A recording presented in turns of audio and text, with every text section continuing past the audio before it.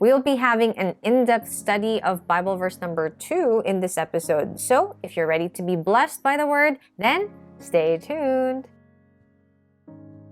Hello friends and family. Welcome, and if it's our first time meeting, my name is Hannah, and this ministry aims to give you timeless Bible encouragement through the changing times. And if that's what you're looking for, then join the fam bam. All right, let's get right into our verse. John 11 verses 25 to 26. Jesus said to her, "I am the resurrection and the life. Whoever believes in me, though he die, yet shall he live. And everyone who lives and believes in me shall never die." Do you believe this? This verse is the Apostle John's point of view. This gospel book focused on Jesus' deity and more on what Jesus said rather than what he did. The verse we're studying was said during the time of Lazarus' death. Jesus was speaking to Martha, Lazarus' sister, and it was said in front of Lazarus' tomb. The verse is also one of Jesus' "I am" statements, which the Jewish leaders also understood, which is why they hated it so much when he said it.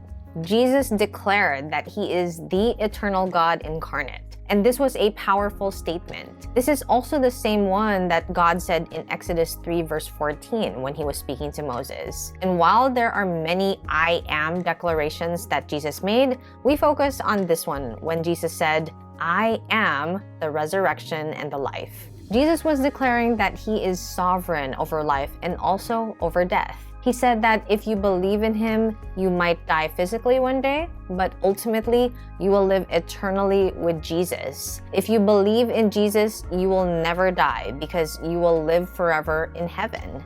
Jesus at that point has risen 2 people from the dead, Jairus' daughter and the son of the widow of Nain.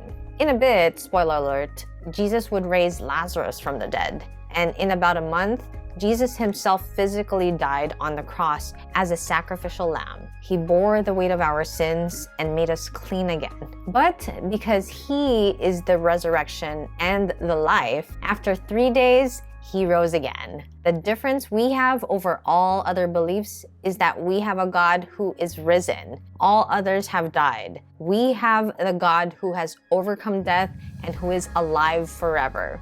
I remember when my dad passed away. He died at the hospital, and I remember that my mom and I were just outside the room peering through the glass. When the nurses asked us if we wanted to go near him and say our last goodbye, both mom and I said, "No, not really." Because we knew that what we were looking at was just his shell. We both knew that dad wasn't in that body anymore. And why? Because we know that he's already in heaven with Jesus. We knew that my dad believed in Jesus in his heart, and he may have physically died, but now he is more alive than ever. That is because of the truth of what Jesus said in the verse. "Whoever believes in me, though he die, yet shall he live.